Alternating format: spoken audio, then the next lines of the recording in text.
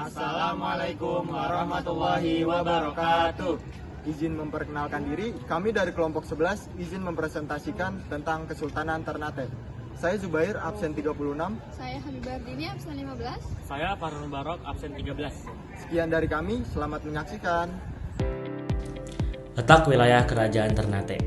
Kerajaan Ternate terletak di sebelah barat Pulau Halmahera, Maluku Utara. Ternate termasuk kota yang terhitung tua karena sudah berdiri sebelum abad pertengahan dan menjadi pusat peradaban Islam terbesar di Nusantara Timur pada zamannya.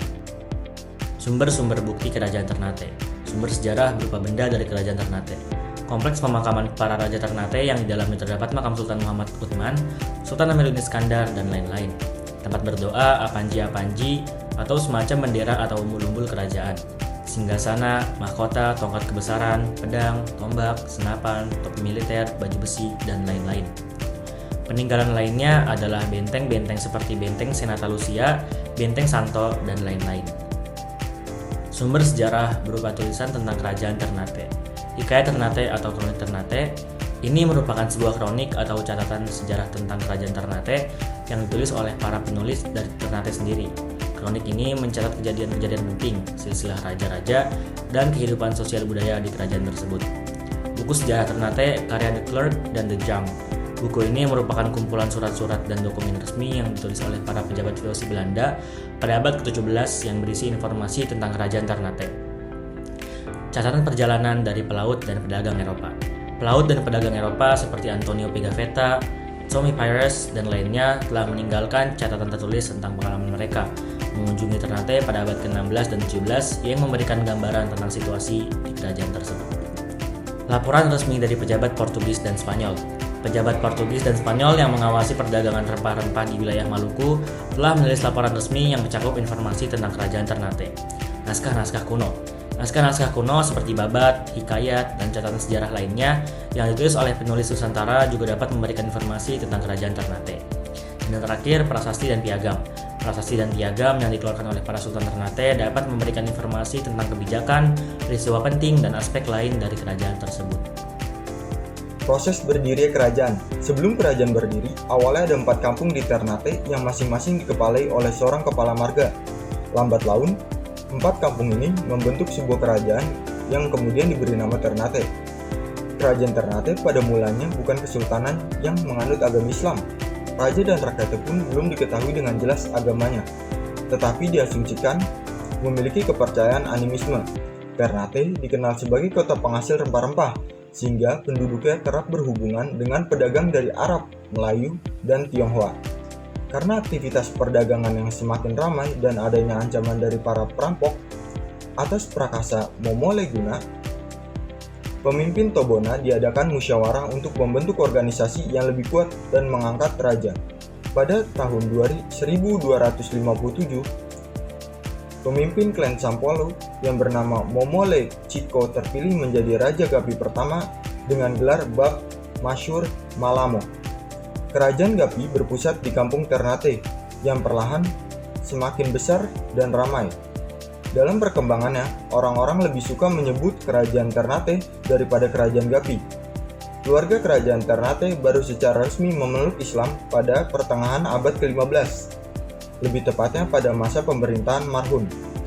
Marhum adalah Raja Ternate pertama yang memeluk Islam, dan putranya yang memegang tahta selanjutnya, Zainal Abidin, mulai memberlakukan hukum-hukum Islam. Setelah bertransformasi menjadi Kesultanan Islam, gelar raja kemudian diganti menjadi gelar kesultanan. Berikut raja-raja Kerajaan Ternate. 1. Bab Mansur Malamo. Maaf Pak dan kawan-kawan, Bab Mansur Malamo tidak ada fotonya karena kami sudah riset ke berbagai website dan jurnal tetapi tidak menemukannya. Bab Mansur Malamo. Pada tahun 1257, Kesultanan Ternate memiliki peran penting di kawasan timur Nusantara antara abad ke-15 hingga abad ke-19. Kedua, Sultan Baabullah memerintah pada tahun 1570 sampai dengan 1583. Beliau dikenal sebagai sultan terbesar dan paling berkuasa di Kerajaan Ternate. Masa pemerintahannya merupakan puncak kejayaan Ternate sebagai pusat perdagangan rempah-rempah di Maluku. Ketiga, Sultan Haji Muhammad Usman Shah berkuasa pada 1896 sampai 1927. Menggerakkan perlawanan rakyat di wilayah-wilayah kekuasaannya, bermula di wilayah Banggal di bawah pimpinan Khairuddin Tomagola namun gagal.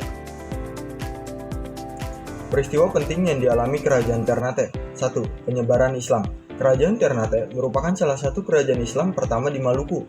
Islam masuk ke Ternate sekitar abad ke-15 melalui para pedagang dari Jawa dan Malaka. Raja Ternate keempat, Majaresi, menjadi raja pertama yang memeluk Islam pada tahun 1486. Kedua, persaingan dengan Portugis. Awal abad ke-16, Portugis mulai masuk ke wilayah Maluku untuk menguasai perdagangan rempah-rempah. Terjadi persaingan dan konflik antara kerajaan Ternate dengan Portugis dalam memperebutkan pengaruh di wilayah tersebut. Ketiga, aliansi dengan Belanda. Pada awal abad ke-17, kerajaan Ternate menjalin aliansi dengan Belanda atau VOC untuk melawan kekuatan Portugis. Aliansi ini membantu Belanda menguasai perdagangan rempah-rempah di Maluku. Keempat, Perang Ternate Tidore. Terjadi persaingan dan peperangan berkepanjangan antara kerajaan Ternate dan kerajaan Tidore, kerajaan Islam lain di Maluku, dalam memperebutkan pengaruh wilayah tersebut. Perang ini berlangsung selama beberapa abad.